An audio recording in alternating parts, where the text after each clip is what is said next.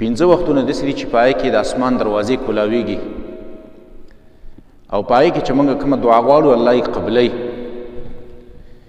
اولنی وخت کله چې نور زوال وکړي، یعنې د ماسپښین لمانځه نه مخکې دغه ټیم چې دی، په دغه ټیم کې د اسمان دروازې کولاویږي.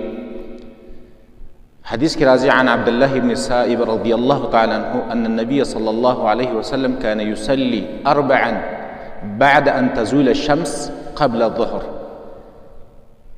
دا صحابي فرمایي رسول الله صلی الله علیه وسلم به د نور د زایله کېدو نه وروستو او د ماسپښین د لمانځه نه مخکې 4 رکعاته کول او وقال ویل به چې انها ساعة تفتح فيها ابواب السماء. دا یو داسې وخت دی چې په دې کې د اسمان دروازې کولاویږي. او رسول الله صلی الله علیه وسلم به فرمایل چې زما دا خوښه ده چې ان یسعد لی فیها عمل صالح، چې په دې وخت کې په دغه اسمان په دروازو باندې زما نیک عمل وروخیږي. یو دغه ټیم شو.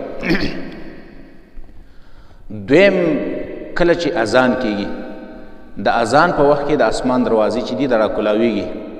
رسول الله صلی الله علیه وسلم فرمای اذا نودي بالصلاة فتحت ابواب السماء واستجيب الدعاء صححه الالباني.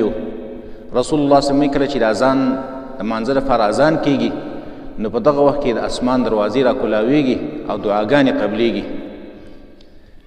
دریم وخت چې دی د شپې چې کله 2 حصې شپه تېره شي او 3 حصه شروع شي، اخرنۍ 3 حصه.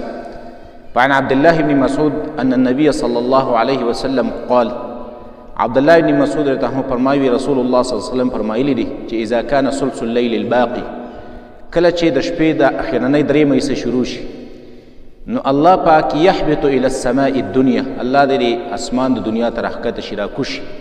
ثم يفتح ابواب السماء، او بیا د اسمان دروازې خلاصې شي. ثم يبسط يده، بیا الله پاک د خپل لاسونه راوغوړوي راوږدې کړي او فیقول، الله په دغه ټیم کې فرمایي چې حل من سائل، شته دی څوک سوال کوونکی چې زه د هغه سوال قبول کړمه او هغه له هغه څه شی چې غواړي دا ورله ورکړمه. او الله پاک دغه شان د لاس راکولاو نیولي تر د سحره پورې. نو بل دا دریم دغه ټیم شو.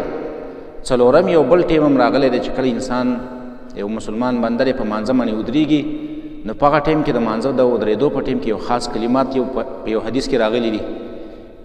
عبد الله بن عمر ته فرمایي بینما نحن نصلي مع رسول الله صلی الله علیه وسلم، موږ د رسول الله صلی الله علیه وسلم سره یو ځل لمونځ کاوه.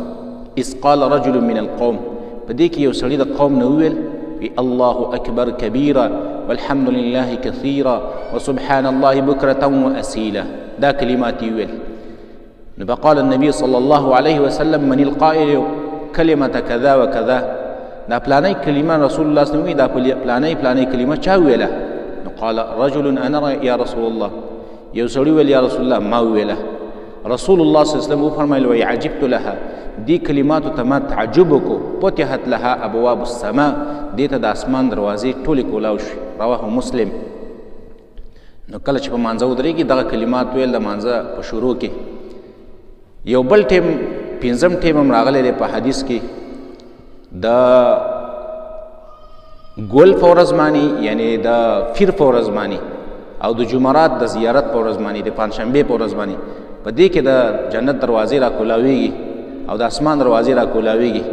عن ابي هريره رضي الله تعالى عنه ان النبي صلى الله عليه وسلم قال، ابو هريره ته فرمایي رسول الله صلی الله علیه وسلم فرمایلی دي چې تفتح ابواب الجنه یوم الاثنين والخميس، دا جنت دروازې خلاصیږي د ګل یعنی د فیر او د جمعرات په ورځ باندې. نو فیغفر لكل عبد لا یشرک بالله شیئا، الله پاک هر هغه بنده ته پکې معافي کوي چا چې د الله سره شرک نه کوي.